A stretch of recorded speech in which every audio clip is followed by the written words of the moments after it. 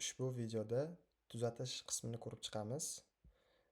Ya'ni bu qismda misol uchun tovarlarimizni ma'lum bir qismi brak kelgan bo'lishi mumkin, yoki sotishda, olishda xatolik yuz bergan bo'lsa, tuzatish qismi unga yordam bo'ladi, yechim bo'ladi.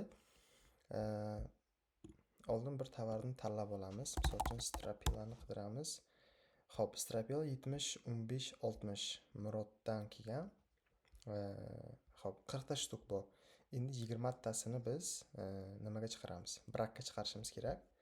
Shuning uchun biz oldin birinchi o'rinda mahsulotlar qismiga o'tib, strapilaga kirib, xuddi shuni tuzib olamiz. Ya'ni braklarni kiritish uchun. Qo'shish nomini beramiz. Brak deb yozib qo'yamiz.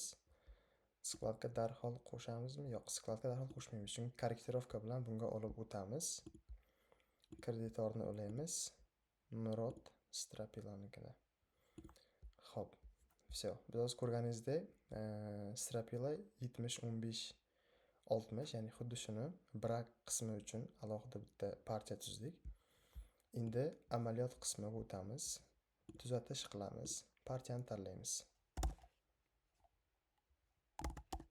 Strapila 70-15-60 tanlaymiz.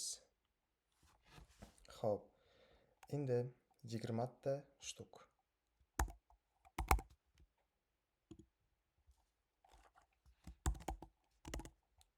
Murod strapila 20 ta shtuk brak chiqdi.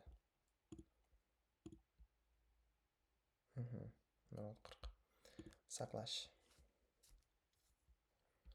Xo'p, 20 ta shtuk ketdi Murod strapildan. Qarzdorlar qismiga o'tib, o'sha strapilani ko'ramiz, mana. Xullas, hozircha 20 ta qolgan. Endi o'sha 20 tani kreditlar qismiga qo'shib qo'yamiz. Amaliyotga o'tamiz. Xarid partiyani tanlaymiz. Strapila. Xo'p, uni skladga qo'shmadikmi deyman. Skladga oldin qo'shamiz. Boyaga brakni oldin skladga qo'shamiz. O'z narxi qanchadan kelganini hozir skladda aniqlaymiz. Strapila 115 dan tushgan ekan. Значит, 115 dan qilib kiritamiz skladga. Strapila brak 115 dan tushgan bizga. Skladga kiritildi. Amaliyot qismiga o'tib, xarid qilib ko'ramiz.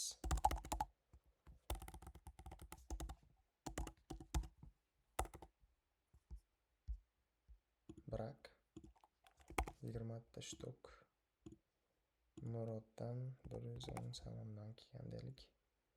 Bugungi chисlo bilan. Xo'p, xarid amalga oshdi. 20 ta shtuk brakka o'tdi. Ya'ni strapila 70-15-60 qarzdor Muroddan kelgan 20 ta shtuk o'tdi, 115 so'mdan tushdi.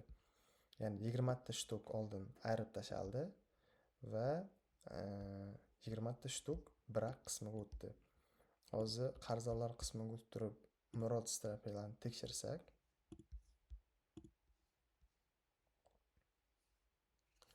obnovleni berib olaylik. Xo'p, qarzdorlar qismiga o'tib Murod strapilani tekshirsak, bu yerda o'zi mana asosiy partiyadan 20 ta kamaygan, boshda 40 ta kelgandi. Endi brak partiya paydo bo'ldi. Mana 20 ta shtuk qolgan skladda va olingan shtuk 20 ta. Shtuk 20 ta hisobladi va uning narxlari. Shunday yo'l bilan biz skladdagi ma'lum bir tovarning ichidan brak kelgan bo'lsa, отдельно mahsulotlar qismiga o'tib turib ushbu tovarga отдельно, ya'ni boshqa bir partiya tuzib olamiz. Hozirgidek qilib, misol uchun mana brak tuzib oldik-ku. Bu yerda brak emasdi. Va amaliyot qismiga o'tib tuzatish qilib, ya'ni o'sha tovardan 20 tani ayirib tashladik va 20 ta xarid qilib, yangi nima qo'shib qo'ydik tuzgan partiyamizga.